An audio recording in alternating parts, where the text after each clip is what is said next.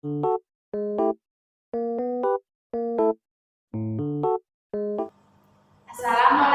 warahmatullahi wabarakatuh. Perkenalkan, kami dari kelompok 2 yang beranggotakan Saya Bella Mustika Sari, saya Nida Nailul, saya Dia Estianingsih, saya Siti Nur Faizatul Khairiyah. Kami akan melakukan beberapa percobaan yang berjudul energi, materi, dan gelombang.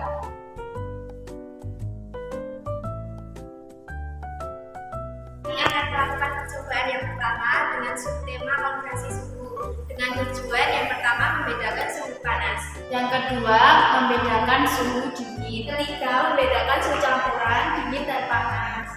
Adalah kajian teori dari percobaan ini. Nah, dalam kehidupan sehari-hari sering terjadi kerancuan antara suhu dan panas.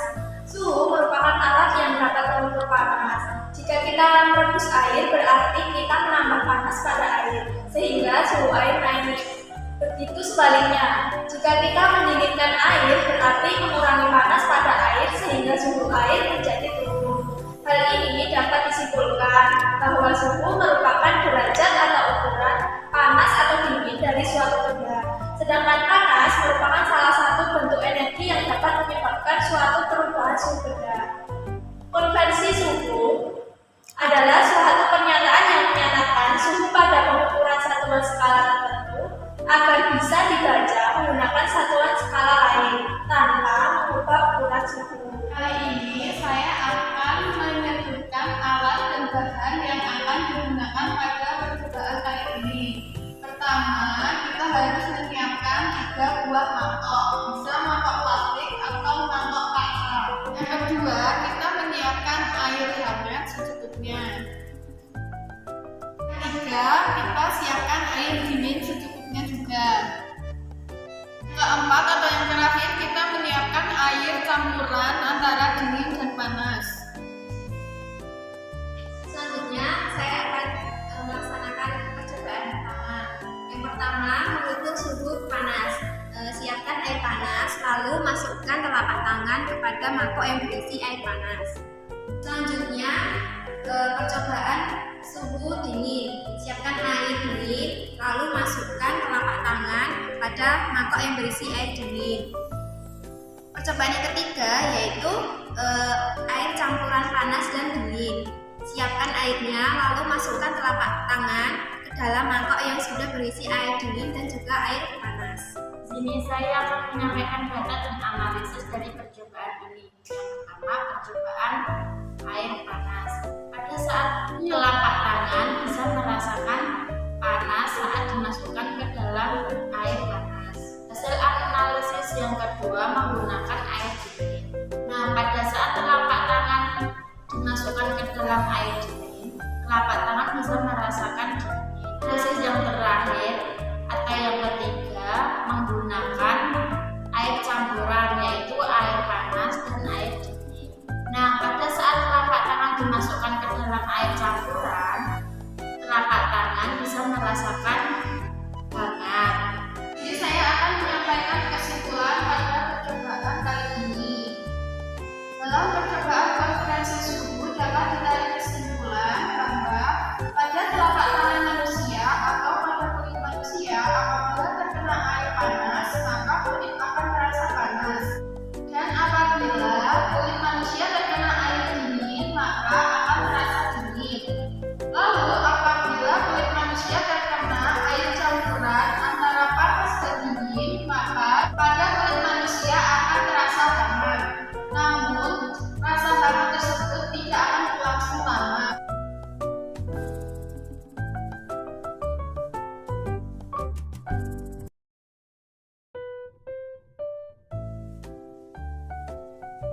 Nah, kali ini kami akan melakukan percobaan yang kedua, yaitu pada subtema putaran. Nah, tujuan pada percobaan yang kedua kali ini yaitu dengan melakukan percobaan kita dapat mengidentifikasikan ciri-ciri putaran. Ini saya akan menyampaikan kajian teori dari percobaan yang kedua. Getaran adalah gerakan bolak-balik melalui suatu titik keseimbangan. Pada umumnya, setiap benda dapat melakukan getaran. Satu kali getaran adalah ketika benda bergerak kembali ke titik awal. Ciri-ciri getaran yaitu memiliki frekuensi dilambangkan dengan huruf F, periode dilambangkan huruf T, dan waktu dilambangkan dengan huruf T. Ini saya akan menyampaikan rumus yang digunakan dalam percobaan kali ini. Rumus yang pertama yaitu ada periode getaran dilambangkan dengan huruf T besar. T sama dengan waktu getaran dibagi banyak getaran. Hasilnya nanti menggunakan satuan sekon. Yang kedua, frekuensi getaran dilambangkan dengan huruf F besar. F sama dengan banyak getaran dibagi waktu getaran. Hasilnya nanti menggunakan satuan base. Saya akan menyampaikan alat dan bahan untuk percobaan yang kedua. Yang pertama ada batu. Yang kedua, menyiapkan 2 buah benang. Benang pertama berukuran 10 cm, benang kedua berukuran 20 cm. Yang selanjutnya ada 1 buah busur dan ada penggaris. Dan terakhir ada stopwatch. Jadi kami akan melakukan percobaan untuk mengetahui ciri-ciri dari suatu getaran.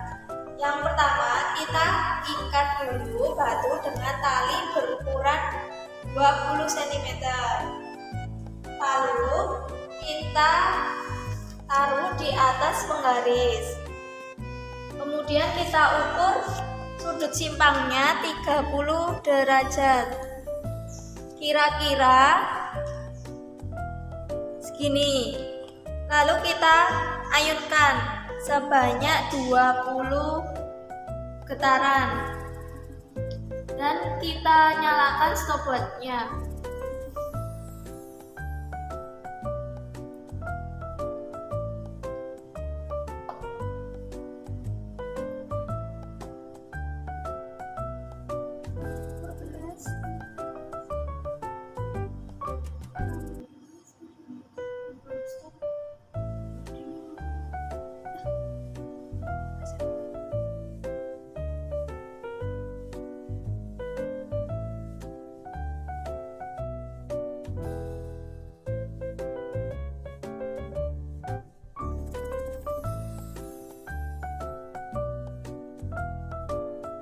Percobaan menggunakan tali sepanjang 10 cm untuk melakukan getaran sebanyak 20 kali memerlukan waktu sebanyak 14,69 kita bulatkan menjadi 15 detik.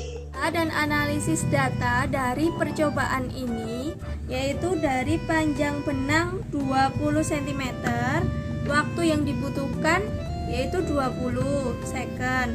Jumlah osilasi yaitu jumlah getaran 20 getaran. Periodenya dihitung dengan rumus waktu getar per banyak getar yaitu 20 per 20 hasilnya 1. Selanjutnya frekuensi. Frekuensi yaitu banyaknya getar. Di sini banyaknya getar 20 per waktu getar 20 hasilnya juga 1. Panjang benang 10 cm. Waktu yang dibutuhkan untuk melakukan getaran yaitu 15 second. Jumlah osilasi atau jumlah getaran 20. Periodenya dihitung menggunakan rumus ini 15 per 20 sama dengan 0,75. Selanjutnya frekuensi yaitu banyak getar 20 per waktu getar 15 hasilnya 1,3 Hz. Nah, kesimpulan dari percobaan yang sudah kita lakukan ini yaitu ciri-ciri getaran memiliki 1 frekuensi. Frekuensi adalah banyaknya getaran dalam 1 detik. Yang kedua yaitu periode. Periode yaitu waktu yang dibutuhkan untuk menempuh 1 kali getaran. Yang ketiga waktu getar. Itu dengan menggunakan stopwatch dapat mengetahui waktu yang dibutuhkan untuk bergetar.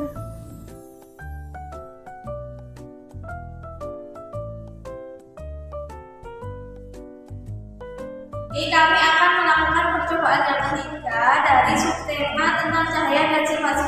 Nah, percobaan ini untuk membuktikan bahwa sifat cahaya dapat merapat lurus. Tujuan percobaan ini yang pertama yaitu dapat mengetahui salah satu sifat cahaya. Yang kedua, dapat membedakan sifat-sifat cahaya. Yang ketiga, dapat membuktikan bahwa cahaya dapat merapat lurus. Saya akan menyampaikan kajian teori dari percobaan ini. Cahaya merupakan energi yang berbentuk gelombang elektromagnetik yang secara tak kasat mata memiliki panjang gelombang sekitar 380 hingga 750 mm. Nah, menurut sifatnya, cahaya dibedakan menjadi 5. Yang pertama, cahaya dapat menembus benda bumi. Yang kedua, cahaya dapat dipantulkan. Yang ketiga, cahaya dapat merambat lurus. Yang keempat, cahaya dapat dibiaskan. Yang kelima, cahaya dapat diuraikan. Nah, setelah kita menyiapkan alat dan bahan, pertama kita gunting kertas karton menjadi 3 bagian. Nah, setelah kita memotong kertas karton menjadi bentuk segitiga dengan lubang di atasnya seperti ini, lalu kita susun kertas karton ini sejajar ke belakang. Lalu kita menyalakan lilin. Nah, setelah kita menyalakan lilin ini kita letakkan di paling ujung dari susunan kertas karton ini. Lalu kita letakkan di sini.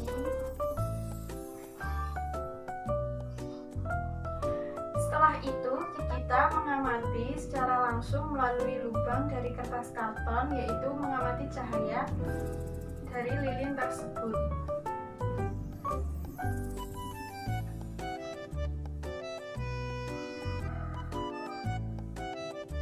Nah, sekarang kita dapat mengamati secara langsung cahaya lilin yang ada di paling ujung dari kertas karton yang telah kita lubangi tadi. Nah, apa yang terjadi apabila salah satu kertas karton yang telah kita susun ini kita geser sehingga tidak sejajar lubangnya?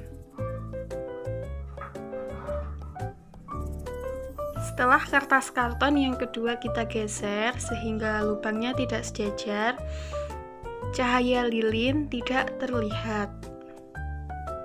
Di sini saya akan menyampaikan data dan analisis dari percobaan kali ini.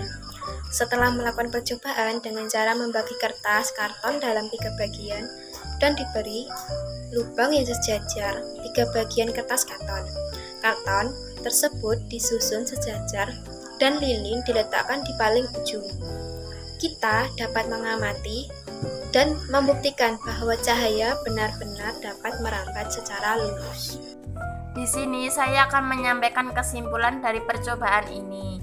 Nah, dalam percobaan kali ini dapat mengetahui salah satu cahaya, yaitu cahaya dapat merambat lurus. Nah, dapat dibuktikan saat melakukan percobaan kita dapat melihat cahaya lilin dari lubang kertas karton yang disusun sejajar. Lalu, apabila salah satu kertas kita geser, kita tidak dapat melihat cahaya lilin karena terhalang oleh bagian karton yang tidak dilubangi.